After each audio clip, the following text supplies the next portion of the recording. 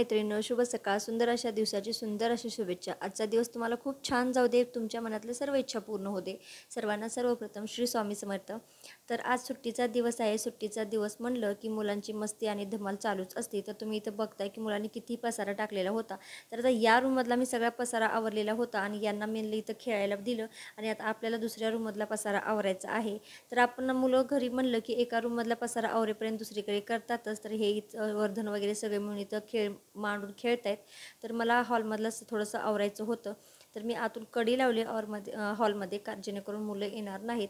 कारण कसं होतं बघा, आपण जेव्हा पसारा काढतो ना तेव्हा मुलांचा जास्तच इंटरेस्ट वाढतो आणि त्यांना काही ना काही वस्तू सापडते आणि आपलं काम जे 2 तासामध्ये होणार आहे त्याला 4 तास लागणारच. तर आता त्यामुळं मी त्यांना तिकडं खेळायला दिलेलं आहे आणि मी इकडं आलेली आहे. तर आता दिवाणमध्ये मला काही पसारा काढायचा होता, म्हणजे जे काही बाहेरच्या वस्तू आत टाकायच्या होत्या. तर बघा, आपण जेव्हा रेंटेड रूममध्ये राहतो ना तेव्हा अशा प्रकारचा दिवाण किंवा अशा प्रकारचा जो बेड आहे तो आपल्याला खूप कामाला येतो. कारण यामध्ये खूप सारा पसारा बसतो, खूप सारे कपडे बसतात. तर ही बॅगमध्ये मी गावाकडे गेले होते तेव्हा काही कपडे अशीच राहिलेली होते आणि मला लक्षात नसताना मी बॅग अशीच दिवाणमध्ये टाकलेली होती. तर मी म्हणतच होते की कपडे शिवायचे कुठे गेले, तर आता मला ते सापडलेले आहेत. तर ते मी वर काढून ठेवले आणि आता इथे मी काही सतरंजी आणि काही गालीचे घेतलेले होते, नवीन होते. ते काही वापरण्यातले नाहीत, म्हणजे यूज कधी कुणी आलं किंवा आपल्या सणवारालाच यूज होणारे आहेत. तर ते मी ह्या बॅगमध्ये ठेवते जेणेकरून त्याच्यावर धूळ वगैरे बसणार नाही. तर त्या बॅगमध्ये ठेवणार आहे. आणि आता बघा, सीझन आहे उन्हाळ्याचं. प्रत्येक सीझन जेव्हा आपल्याकडे येतं त्या सिजनेबल प्रमाणे आपल्याला सुद्धा तयारी करावीच लागते. तर आता उन्हाळा आहे, त्या अगोदर आपलं पावसाळा हिवाळा होता. तर आपल्याला जर्किन वगैरे पाहिजे होते, स्वेटर होते मुलांचे, ते सगळे तसेच वर ठेवलेले होते. ते काय मी आणखीनमध्ये टाकलेलं नव्हतं. पण आता उन्हाळा होता आणि तो पसारा वरच होता जर्किन वगैरे. तर मला ठेवून द्यावं, कारण आता काही 4-5 महिने ते लागणार नाही. तर मुलांची स्वेटर जर्किन वगैरे सगळं मी ठेवून देत आहे. आणि पसारा ठेवत असताना शिवांशच्या काही आठवणी पण यामध्ये सापडल्या मला. जे ग्रीन कलरचं स्वेटर ठेवलं होतं मी, ते शिवांशचं पहिलं शिवांश जन्मल्या जेव्हा पहिल्यांदा त्याला आणलेलं होतं ते स्वेटर होतं. त्याचबरोबर इथं एक टॉवेल मला सापडलेला आहे. तर हे सुद्धा शिवांश जेव्हा हॉस्पिटलमध्ये होता, जेव्हा पहिल्यांदा शिवांशचा जन्म झालेला होता तेव्हा त्याच्या पप्पांनी पहिल्यांदा हे असं काही किट आणलेलं होतं. त्या किटमधली एवढी एकच वस्तू राहिलेली आहे, बाकी सगळ्या किटमधल्या वस्तू खराब झालेल्या होत्या. पण एवढी एक वस्तू त्या किटमधली राहिलेली आहे, तर ती मी अशी जपून ठेवलेली आहे. तर इथं बॅग सगळी भरून ठेवलेली होती मी. तर ह्या दिवाणमध्ये भरपूर सारा पसारा बसलेला होता. तर आणि यामध्ये जे आहे ती आणखीन एक म्हणजे गालीच्या पण म्हणता येणार नाही, एक सतरंजी आहे, थोडीशी जाडसर मोठी आहे. ती त्या बॅगमध्ये बसत नव्हती. तर मी हे असंच ॲज इट इज ठेवून दिलेलं आहे. तर आता इथला पसारा झालेला आहे. जास्त काय मी पसारा पूर्ण काढून काही क्लीन करणार नाही, तर कारण मी आत्ताच काही दिवसापूर्वी केलेलं होतं. त्यामुळे फक्त बाहेरचं जे काही स्टोअर करायचं होतं ते सामान मी आत ठेवलेलं आहे आणि ॲज इट इज तसंच करून ठेवलेलं आहे, कारण धूळ वगैरे जास्त काही गेलेली नाही यात. तर आता सध्या मी दिवाण लावून घेत होते, पण बॅग थोडीशी बसायला अवघड जात होती. तर त्याला थोडंसं आडवं केलं जेणेकरून दिवाणचं वरची साईड बसेल. त्यामुळं तर आता दिवाण वगैरे व्यवस्थित बसून दिलेलं आहे. तर आता यावर मी एक बेडशीट अंथरून घेते. तर हे बेडशीट का अंथरायची, तर जेव्हा आपण असंच ॲज इट इज जर दिवाणवर गादीत टाकली तर ज्या गादीमध्ये बसलेली धूळ वगैरे असती तर ते धूळ दिवाणच्या आत जाते. ते जाऊ नये म्हणून अशा प्रकारचं एक बेडशीट खाल्ल्या साईडला अंथरून घ्यायचं आणि त्यावरून गादी टाकायची, म्हणजे जे धूळ वगैरे आहे ते आतल्या साईडला जाणार नाही. तर माझ्याकडे एक हे जे आहे ते दिवाणवरची गादी आहे आणि त्याचबरोबर माझी अगोदर जी सिंगल घेतलेली एक गादी होती. तर मी पसारा कशाला करायचा म्हणून एकावर एक 2 टाकते आणि यावरूनच हे करते. तर आता बघा, अशा प्रकारे लेंटन, म्हणजे जुने जे घरं असतात, जुने जे बांधकाम असतं त्या ठिकाणी अशा प्रकारचे लेंटन असतात. आता आमच्याकडे याला लेंटन म्हणतात, तुमच्याकडे काय म्हणतात ते मला माहीत नाही. तर आता अशा प्रकारचे लिंटन जे आहेत ना, कितीही जरी काही म्हणलं तरी ह्याच्यावर पसारा होतोच. मला नेहमी खुल्लं ठेवायला आवडतं. आता हॉलमध्ये आहे हा लिंटन. पहिल्याच्या काळामध्ये म्हणजे पहिलं जे जुने बांधकाम होते त्यावेळेस हे असे केले जायचे. तर आता इथं मला नेहमी काय वाटतं हे की खुलं ठेवायला पाहिजे, कारण पटकन मला झाडायला आणि पुसायला येईल, हे हाताला पटकन येतं. तर पण तरीही किती जरी नाही म्हणलं तरी काही ना काही वर टाकण्यामध्ये येतच आणि काही ना काही ह्याच्यामध्ये भरपूर पसारा यावर होतोच. तर अशा प्रकारे हे पूर्ण लेंटर गच्च भरून गेलेलं होतं. थोडं छोट्या मोठ्या भरपूर साऱ्या गोष्टी त्यावर पडलेल्या होत्या. तर मी सगळे ते ते सगळ्या मी काढून घेतलेल्या आहेत आणि आता आपल्याला सगळं व्यवस्थित झाडून घ्यायचं आहे. आणि हे जे तुम्हाला बॉक्सवर दिसत आहेत तर त्या बॉक्समध्ये काही प्रिंटर वगैरे आहेत आणि एक मशीन आहे, तर ते काही मला हलवता येणार नाही. तर मी तसंच ॲज इट इज ठेवून दिलं आहे, त्याला काही हलवलेलं नाही.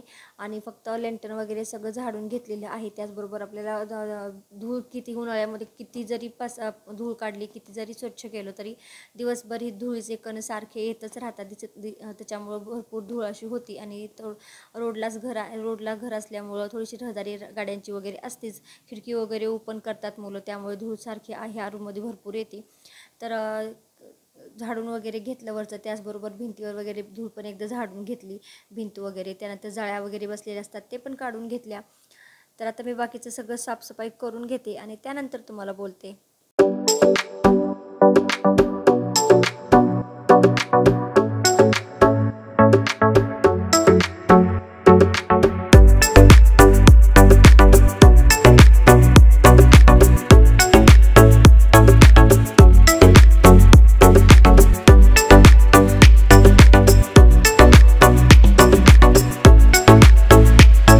आपल्या घरामध्ये पॉझिटिव्हिटी ठेवण्यासाठी आणि काहीतरी नवीन आणि फ्रेश वाटण्यासाठी अशा काही छोटे छोटे बदल आपल्याला करावे लागतात, जेणेकरून आपल्याला घरामध्ये थोडंसं नवीन वाटतं, फ्रेश वाटतं आणि पॉझिटिव्हसुद्धा वाटतं. तर माझे हे अशा प्रकारचे छोटे छोटे बदल नेहमीच होत असतात. जे माझे मूव्हेबल फर्निचर असतात, दिवाण वगैरे, हे ह्या साईडमधून त्या साईडला, ह्या रूममधून त्या रूममध्ये, असं मला सारखंच सवय आहे याची, मी सारखंच हलवत असते. तुम्हीसुद्धा एक वेळेस नक्की करून बघा. जे तुमचे मूव्हेबल फर्निचर आहेत ते ह्या थोडीशी जागा इकडे इकडे चेंज करून बघा, काहीतरी छोटेफार नवीन बदल करून बघा रूममध्ये. तर आपली रूममध्ये सुद्धा अशा प्रकारचे छोटे मोठे बदल केले की आपल्या रूममध्ये एकदम फ्रेश वाटतं, नवीन वाटतं आणि एकदम पॉझिटिव्ह वाईब्स येतात. तर त्याचप्रकारे मी इथं दिवाणची थोडीशी जागा बदलून घेतलेली आहे. तर हा डोअर जो आहे तो आम्ही जास्त काढतच नाही, कारण सूर्य छोटा आहे आणि तो दरवाजा काढला की लगेच बाहेर जातो, त्यामुळं हा बंदच ठेवते. त्यामुळे मी दिवाण हा आडवा टाकलेला आहे. हे डोअर निघत पण नाही आणि काढायची पण गरज लागत नाही.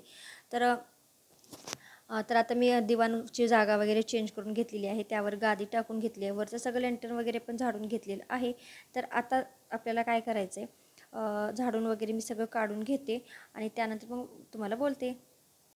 आपलं घर जेव्हा फ्रेश ठेवायचं असतं किंवा स्वच्छ आणि क्लीन करायचं असतं ना, तर सगळं एकदाच करणं होत नाही. तर अशा प्रकारे दर आठवड्याला किंवा दर रविवारी सुट्टीच्या दिवशी अशा प्रकारचं एक कोणतं तरी काम घ्यायचं आणि ते क्लीन करायचं, म्हणजे आपलं घरसुद्धा स्वच्छ राहील आणि आपल्यालासुद्धा जास्त दगदग होणार नाही. दर सुट्टीला मला असं काहीतरी म्हणजे एक गोष्ट मी ठरवत असते आणि तेच करत असते. तुम्हीसुद्धा असंच करा, तुम्हालासुद्धा दगदग होणार नाही आणि तुमचं घरसुद्धा नेहमी स्वच्छ राहील. दर आठवड्यातून एक कोणती तरी कोणतं तरी काम ठरवायचं आणि तेच पूर्ण करायचं.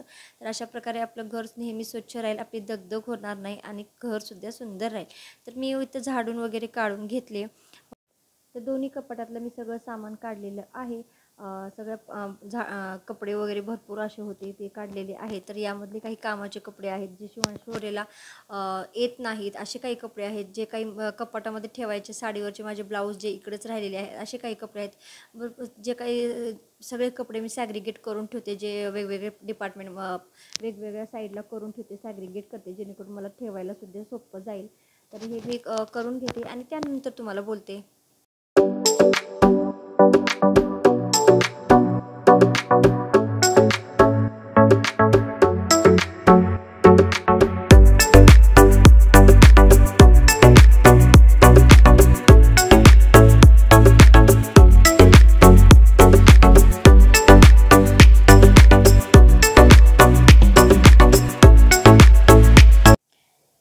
तर आता इथलं जे आपलं कपाट होतं, ते जे कपडे होते ते ऑर्गनाइज केलेले आहेत. जे कामाचे आहेत ते ठेवलेले आहेत आणि जे बिनकामाचे आहेत, जे शोरेला येत वगैरे नाहीत, ते बाजूला साईडला काढून ठेवलेले आहेत. तर आता इथं मी दिवाणवर बेडशीट वगैरे आतरून घेते आणि तुम्हाला जी हे विंडो दिसते त्या विंडोला मला कर्टन घ्यायचे आहेत.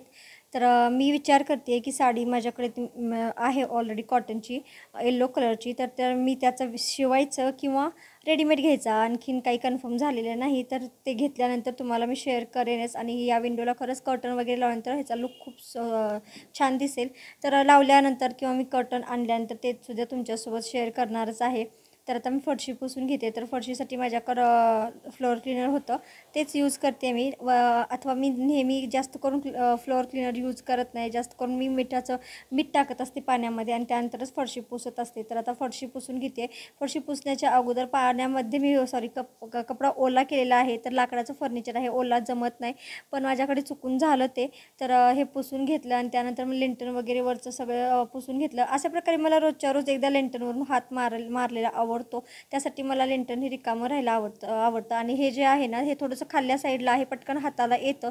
बाकी दुसऱ्या रूममधले जे आहेत ते उंच आहेत, हाताला येत नाही, त्यांना काही झाडून किंवा पुसणं होत नाही, पण हे पटकन हाताला येतं. त्यामुळे याला मला मोकळंच ठेवायला आवडतं. आणि हॉल आहे आणि जास्त करून आमचा वावर जो आहे तो इथंच असतो, कारण बेडरूम जे आहे ते किचनला अटॅच आहे. त्यामुळं आम्ही हॉलमध्येच झोपतो सगळे, कारण सकाळी सकाळी उठल्या मला तिकडल्या दोन्ही रूम मोकळ्या असतात कामासाठी. त्यामुळं आम्ही हॉलमध्ये झोपतो आणि जास्त मुलं वगैरे सगळे हॉलमध्ये असतात. त्यामुळे हॉल नेहमी जरा जरा जास्त स्वच्छ करावा लागतो.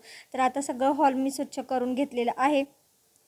तर तुम्ही बघू शकता. अशा प्रकारे जर आठवड्याचं आपण एका दिवसाचं नियोजन केलं ना, तर कोणत्याही कामाचं आजच्या दिवशी हे काम करायचं, पुढच्या रविवारी हे काम करायचं, क्लिनिंगचं जर आपण व्यवस्थित मॅनेजमेंट केलं दर आठवड्याचं, तर आपलं घर कधीही घाण होणार नाही आणि अन्न नेहमी स्वच्छ राहील. आणि त्याचप्रकारे आपली दगदगसुद्धा होणार नाही. आपल्याला असं वाटणार नाही की आपण खूप सारं काम केले आणि खूप सारी स्वच्छता केली, असंही वाटणार नाही. पटकन जसं आपण रेग्युलरचं काम करतो त्याच प्रकारे होऊन जाईल.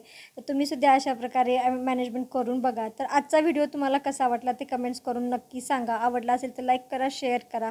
अशाच एका नवीन व्हिडिओमध्ये भेटूया. तोपर्यंत जय जिजाऊ, जय शिवराय.